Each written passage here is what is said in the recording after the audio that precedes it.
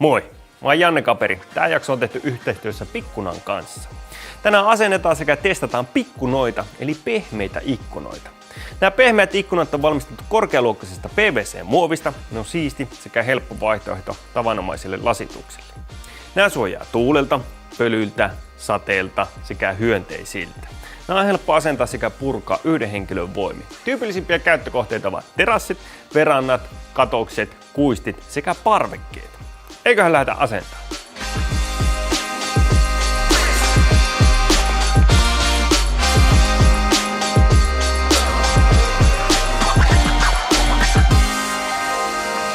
Nyt ollaan saavuttu Taipalsaarelle ja täällä on koko terassi suojattu tällä pikkunalla. Eli nyt näytetään teille miltä se näyttää valmiina ja sen jälkeen mennään siihen asennukseen tarkemmin. Tuohon tsiikaan. Materiaalina on tässä 0,7 mm paksu PVC-muovi. Näin kun se on asennettu tähän ja pingotettu, niin tästä näkee tosi hyvin läpi. Valoläpäisyvyys voi olla jopa 95%. Tässä on pikkasen tämmöisiä ryppyjä vielä, kun tää on just asennettu, mutta sitten kun se antaa olla siinä pitempään, niin auringonvalo tekee sen, että se sitten suoristuu vielä enemmän. Mutta jo tässä vaiheessa, niin tämähän on tosi makeen näköinen. Vaikka tää on pingotettu tähän, niin silti tää antaa vähän niin kuin myöten. Ja se tekee tästä tosi kestävän. Eli vaikka siihen tulisi lunta paljon vasten, tai tuulis, tai räntää, tai mitä vaan, niin se kyllä varmasti kestää. Myöhemmin tehdään vähän lujuustestiä, niin sitten kyllä huomaatte itsekin. Tällähän pystyy tekemään tosi isojakin aukkoja ja sitten tänne pystyy tekemään näitä oviaukkoja. Eli tässä nyt on tehty oviaukko vetoketjulla. Lähtee helposti auki vaan. Vetoketju ylös ja tämän koko oven voi rullata jopa tonne ylös. Tai sitten vaan antaa olla tälleen, että siitä kulkee sit siitä välistä. Tämä oviaukon alareunan kannattaa lukita tänne alas, mikä me ollaan nyt tehty tämmöisellä puupalkilla. Eli sen kun lukitsee, niin tämä ei sitten lähde tästä liikkeelle mihinkään. Eli tämmöinen helpottaa tätä käyttöä huomattavasti.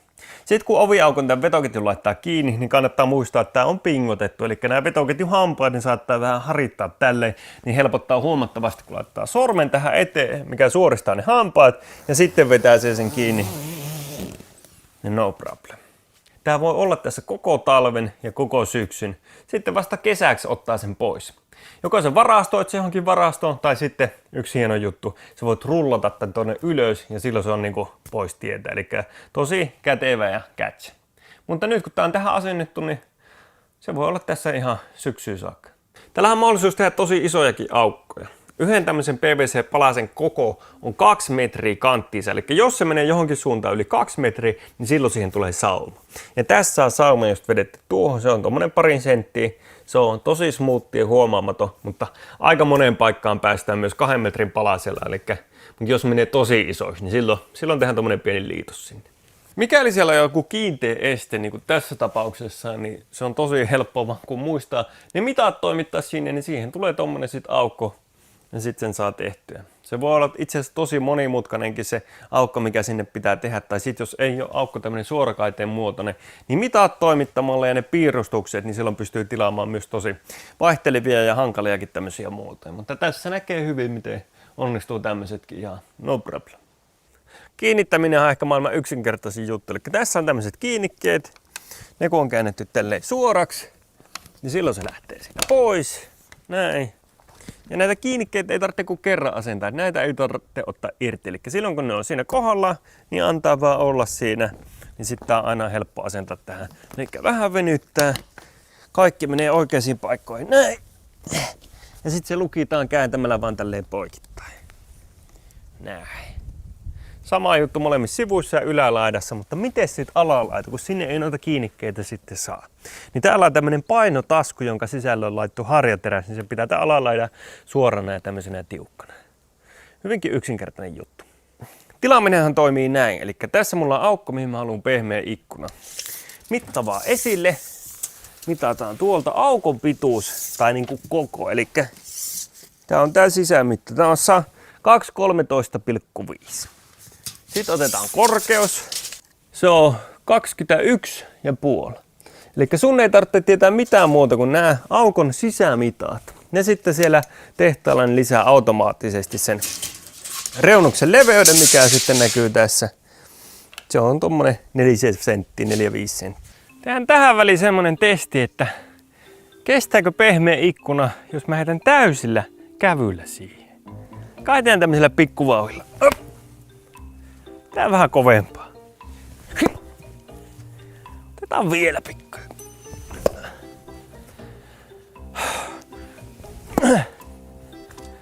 No joo, okei. Te ajattelette, että käpy. No aika leimiä. Mitä jos siihen lentää vähän isompi risku? On myrskytuuli ja myrskyllä tulee tämmönen. Mitäs sitten? Siihen tuli pikkunen tommonen noin, kun tää oksan kohta asui siihen. Mutta aika pieni. Ja sehän suoristui sit ihan itseksi. No, mitäs sit jos se onkin myrskyssä pikkasen isompi klapi, mikä siellä lentää. Et se on niinku hurrikaani.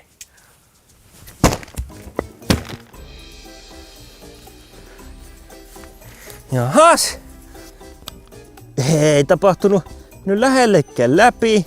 Tuo nurkka tuli tuohon. Siitä jäi tommonen niinku nurkan jälki, mutta sekin siinä aika hyvää tahtia suoristuu. Niin mitä jos tulee semmonen kriminaaliporukka käymään ja niillä on taskut täynnä kiviä ja sit siellä yksi tulee ja ajattelee, että nyt laitetaan pehmeät ikkunat rikki. Niin mitä tapahtuu?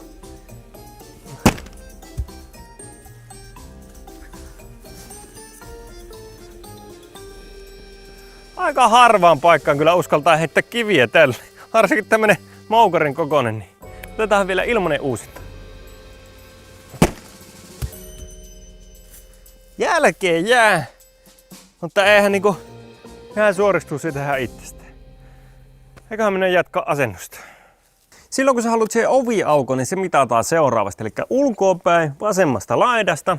Ota mitaan. Eli tässä tapauksessa se on tuolta noin. Ja tääkin mitta otetaan sieltä sisälaidasta. Ihan samalla tavalla kuin aukon mitaat muutenkin. Niin sisälaidasta. Niin otat tuolta vasemmasta laidasta ja sisälaidasta sen mita. Niin mihin tulee oven etulaita. Eli tämä laita. Niin sen mitan kun tiedät. Niin sen jälkeen sä voit päättää, että miten leveä ovi siihen laitetaan.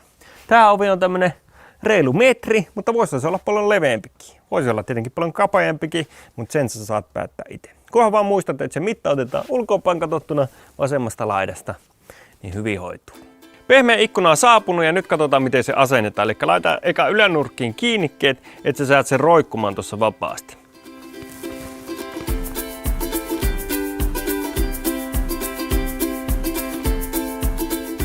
Nyt se on kahdella kiinni tuolta ylhäältä, eli ylänurkista kiinni, se roikkuu vapaasti tässä. Nyt on helppo katsoa, että mihin tää alin kiinnike tulisi, eli alanurkka. Eli se tulisi suurin piirtein tuohon kohti. Näin, irrotetaan tästä, se pysyy paikallaan tuossa. Niin nyt sen saisi tuohon, mutta koska me halutaan kiristää sen mahdollisimman tiukalle, niin mä otan pikkasen sitä kauemmaksi nyt. Eli mä otan vähän sitä kauemmaksi tohon suuntaan, vähän kauemmaksi alaspäin. Noin. Tuohon mä uskon, että mä saan sen kiristettyä, mä äsken sen siihen kiinni. Sama juttu tonne toiseen alanurkkaan, niin sit meillä on 4 se kiinni ja sit kiristetään se niihin 4 paikalle.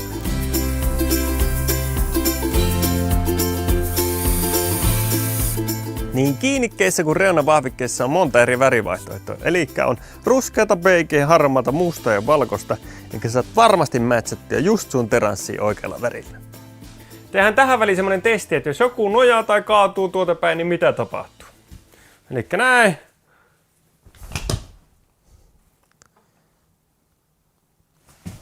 Ei tapahtunut mitään. Otetaan vähän isompi etäisyys tästä näin.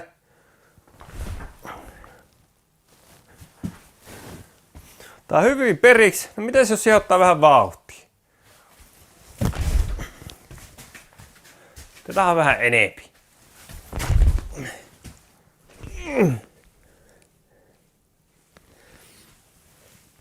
Elikkä se kyllä joustaa ihan hyvin, mutta vaikea siitä on kyllä läpi päästä. Mennään takas asentaan. Nyt kun oot saanut 4 kiinnikettä paikalle, eli molemmat ylänurkat, molemmat alanurkat, niin sitten se pingotetaan paikalle. Eli nyt pitäisi olla semmonen, että tää olisi vähän jopa tiukka laittaa kohille. Eli nyt vaan kunnolla sitten voimaa. Venytetään sitä.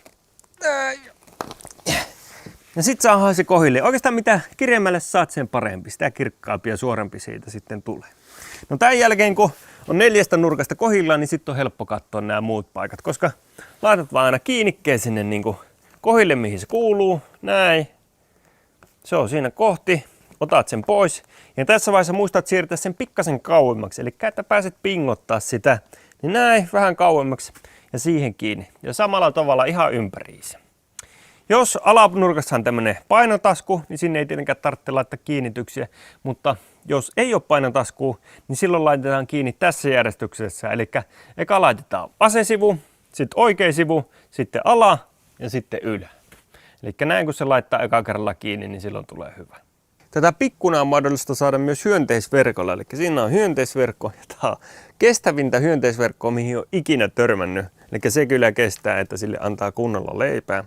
Tai sen lisäksi on vielä tämmöinen auringonsuoja kalvo kanssa, jos ei halua sitä kirkasta. Jos on semmoinen paikka, että ei kirkasta, niin sitten auringonsuojakalvo. Mutta näissä on myös semmoinen juttu, että jos sulla on se kirkas tuolla pohjalla, tai sitten tämä hyönteisverkko, niin sä pystyt laittamaan näitä 2 päällekkäin. Eli sen jälkeen vaan tää täältä kiinni, niin se mahtuu ihan hyvin 2kin. Eli ne on ihan sopuisasti tälleen päällekkäin. Ja sitten tosissaan, jos haluaa ottaa tois siitä pois, niin sehän lähtee helposti näin. Niin sitten on vaan hyönteisverkko siellä alla, tai sitten se kirkas ihan miten haluaa.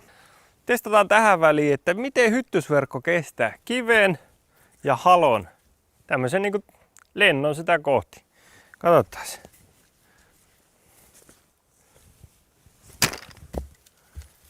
Jaha, en käynyt mitään. Tähän ilmanen uusinta. Jahas, ei mitään. No, otetaan kivi sitten.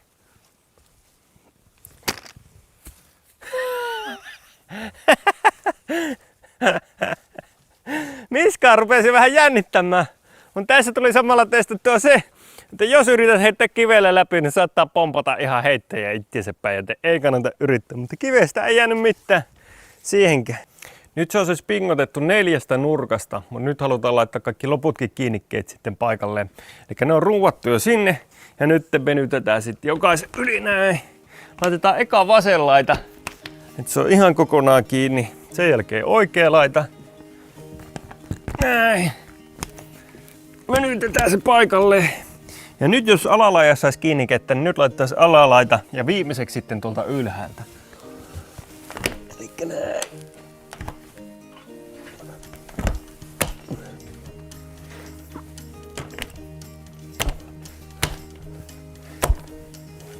Jeps. Se on nyt siinä, mutta nyt koska meillä on ollut alalaajassa kiinnikkeitä, niin laitetaan sinne painotaskuun sitten se harjateräs.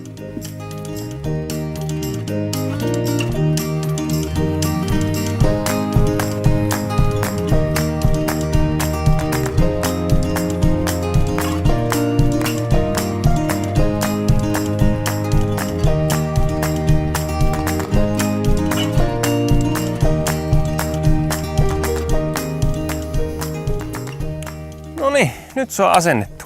Eiköhän mennä takaisin studiolle. Niin kuin huomasitte, nämä on tosi kestäviä. Asentaminen onnistuu yhdeltä henkilöltä, tilaaminen on helppoa, kun vaan mitat on tiedossa, putsaaminen onnistuu vedellä tai saippua liuoksella, ikkunanpesuainetta ei kuitenkaan kannata käyttää, saattaa vahingoittaa muovia. Tuossa videon alapuolella on linkki, josta löytyy lisää tietoa. Kannattaa myös laittaa kanava tilaukseen, jos et ole vielä laittanut. Laita peukku, jos tykkäsit tästä videosta. Mä oon Janne Kaperi, nähdään seuraavassa pätkässä. Moikka!